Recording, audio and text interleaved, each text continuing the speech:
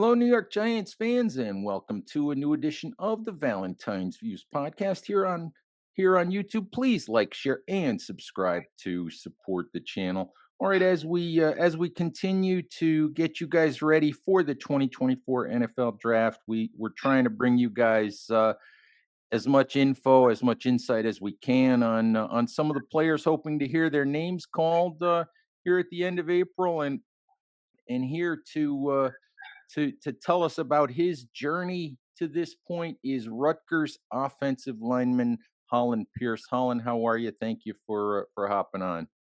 Thank you for having me. I know it's a busy time for you as we're doing this. You're in the middle of practices for the East West Shrine Bowl. How's that going? How's that experience been for you?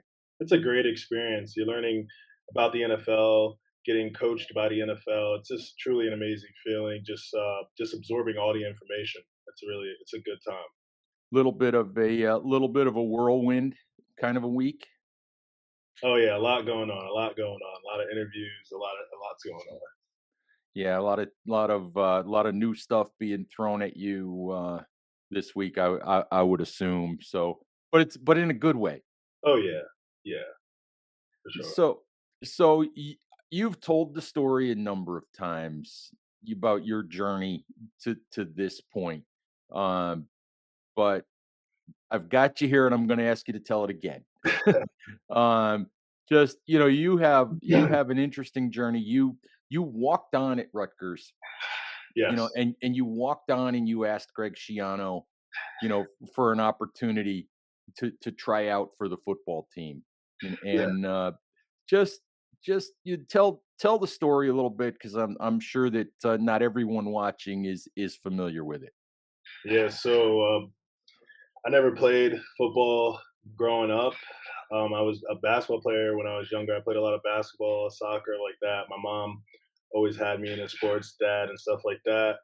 And fortunately, my mom ended up passing away when I was 11 years old. And I probably, from that, that hit me hard. And I ended up gaining a lot of weight. I was depressed, and depression shows in many different ways.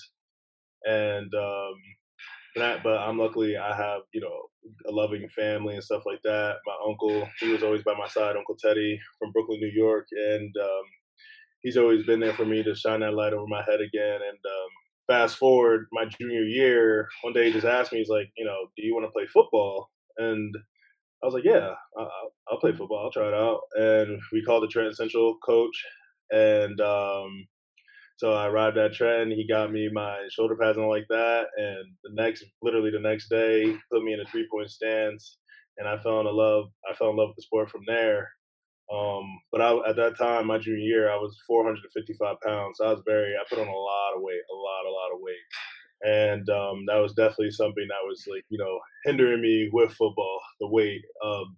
So fast forward going into my senior year of high school, my coach, he told me, he's like, hey, you need to try out going to, football camps and stuff like that, get, more exposure with, learning offensive line play and all like that. And I went to a lot of different camps, and my dream school has always been Rutgers.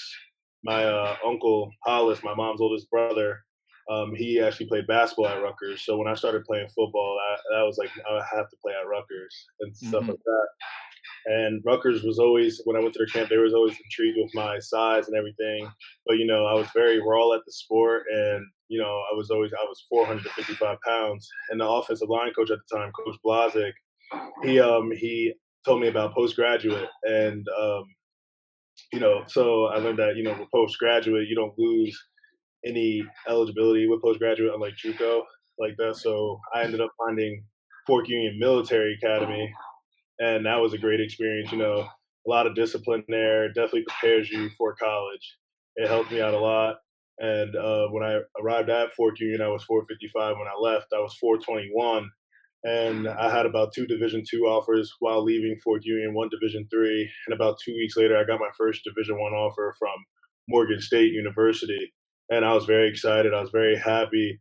I went on my official visit there, and me, I know how I am. I know how I'm structured and how I learned and all like that. The culture there just wasn't for me, And Mhm. but at the time, it was all I had. I didn't get any other offers, so I was gonna commit there. But what ended up changing my mind was when COVID had hit. Because when COVID hit, as you know, the whole world was on standstill.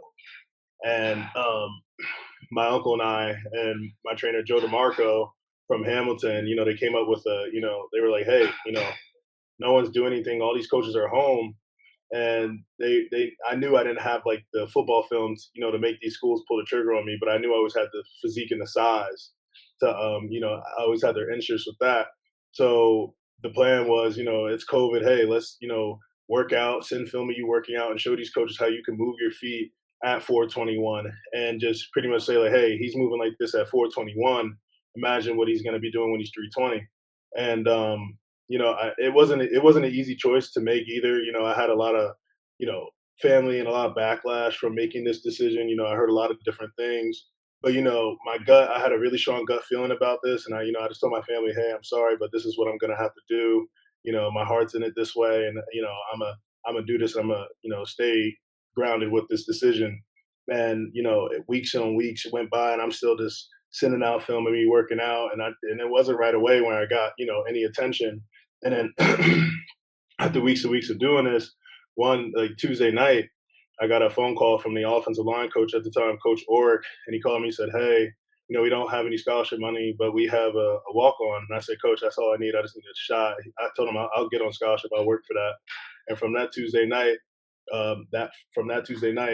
this the Friday coming up that week, I pulled up to Rutgers, and then I got out of the car and I met Coach Shiano, Coach JB, our strength conditioning coach, and they came out, and Coach knew what my dreams and aspirations were, and he told me, "Hey, we're gonna have a plan for you, and if you want to make your dreams come true, you got to execute this plan, and I promise, that everything will fulfill itself." And by the time I sent the videos to them and all like that, I actually got my weight down from 421 to 390 when I pulled up into the parking lot. And when Coach Yano told me about the plan for me, um, every day I was losing about 2 pounds, literally every day. And very quickly, about 3 months later, I was 320. And then from there, they started building me up, Mhm. gradually. Strength-wise, Yeah, sure. exactly, building up my weight. And from there, from learning from the nutrition staff and strength conditioning and knowing my calorie intake and what I need to eat, what I need to put in my body to keep putting on the muscle and losing the weight. About 3 months, about not even 3 months, right after the COVID season had ended, um, that spring when we had our spring game, I actually got put on scholarship after the spring game, and that was just a big dream come true for me. And then from there, I just kept working even harder because that really showed me if you put your dream, if you put your mind into anything you want to do, your dreams and aspirations, and you can do anything. Um, Mhm. you know, I had a lot of ups and downs with it, but one thing I learned from this, if you just stay grounded and just, stay focused, keep the outside noise away from you, anything's possible. And, that keeps me going today and motivated. And I'm curious, I saw the video that Rutgers put together, Yeah. describing your journey and describing, the day that you pulled up to talk to Coach Shiano. I'm curious when you got out of that car to ask coach, officially for a shot to walk on, was being an NFL player, was that even a realistic thought in your mind at that point in time? That was always a realistic thought in my mind, but I knew there was going to take steps to get there. So I just took it one moment at a time. The first was, hey, I have to get this weight down. And then, from there, then it was like, all right, what's next? I knew what my ultimate dream goal is, but I feel like for me to stay focused and grounded, I had to accomplish, one thing at a time. Mhm. And just, can you talk about some of the people at Rutgers that have really, been influential for you over the last couple of years? Yeah, so definitely Coach Valone. He definitely, when I came in, he was always hard on me in a good way, and he just always pushed me to be the best I can be every single day. Um, you know, after practice, going to class, coming back in the building, getting extra meetings in, and just really dialing down in the playbook, going over my stance and all like that. And then another person, Coach Flaherty, when he came, he really just he just completely changed my game from when from that year he came to the next year I was playing. It was truly amazing, like just what he did in such short time. And I just built upon all everything he's taught me, and I still use all that today. Talk about Flats a little bit more. I mean, he was the Giants offensive line coach for 12, 13 years, something like that under Tom Coughlin. Yeah. Obviously, still pretty revered around the Giants. Just talk about what it's like to be able to learn from a guy that's done it at the level he's done it. Yeah, so I mean, this is truly amazing because it was like every day you learn something new. He's always just watching film with him, and just like those little details that he sees, and you were just like, wow, how do you even see something like that? And it just really showed the experience that he has, and just technique he would show us. And it's not easy to get used to this technique, and it'd be frustrating at times, but when you just work at it and work at it, and then you realize like, wow, I'm really doing this technique that he taught me, and it's working really well. And it just really shows how tremendous of a coach he is. And yeah, he's just awesome. So the extension of that question Yeah. is, have you had much contact with the Giants? Do you know what the Giants offensive line situation is? I'm not currently sure about the Giants offensive line situation, but I know Coach Flats has a lot of connections with the Giants. But as far as like what's going on in the room, I don't know too much about what's going on in the Giants room. But yeah, I know Coach Flats knows a lot about the Giants. Did you grow up an Eagles fan? I know you're from Trenton. Did you grow up rooting for the Eagles? No, so my best friend Cooper, who I grew up with, he was a Cowboys fan. So Oh, that's just as bad. Come on.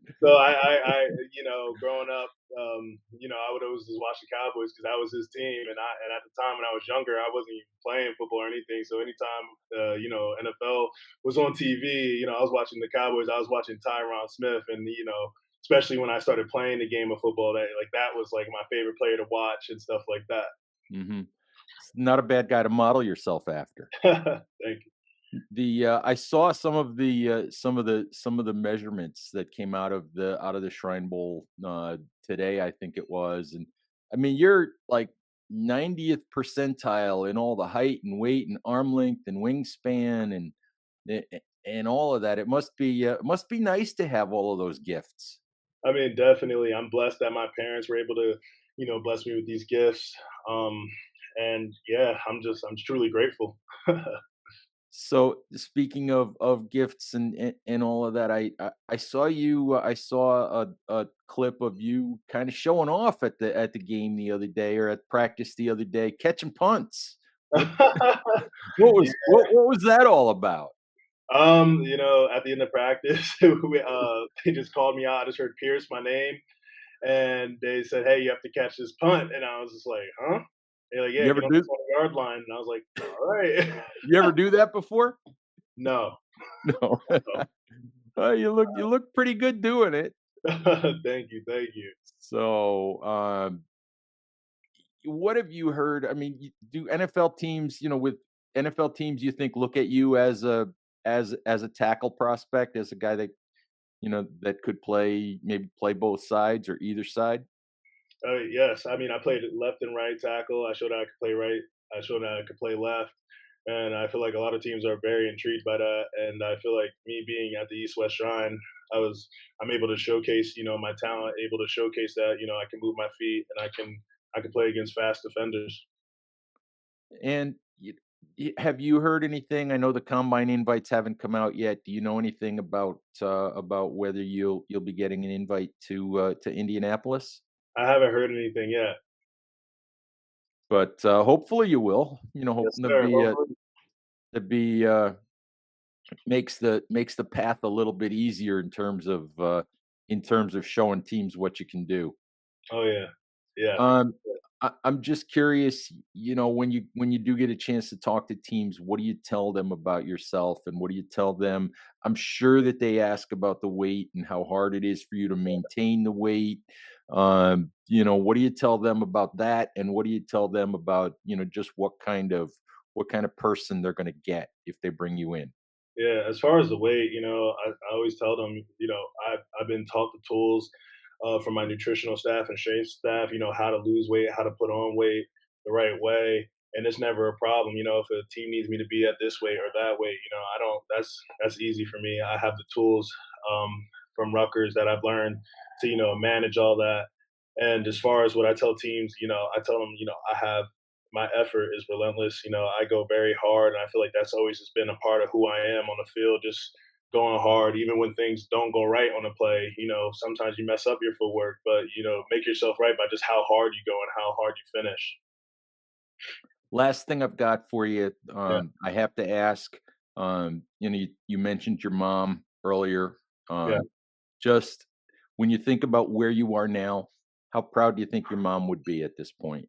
I think she'd be very proud. One of the last things she's ever told me before passing away is, I could do anything I want to do if I put my mind to it, and that's just always been in my head ever since. And that's really been driving me to be great because, my mom, her believing in me was just like, especially the last thing she's ever said to me was just truly like one of those things that's never going to leave my mind. And, I think about that every day. Appreciate the time, and best of luck to you. Got a couple more practices left, and a game on Thursday, and best of luck in those, and in the entire draft process. And maybe we'll see you in a Giants uniform this summer. Oh, man. Thank you. Thanks for having me. Pleasure. All right. Giants fans, thank you as always for listening. Please stay safe out there, take care of each other, and we'll talk to you soon. Bye bye.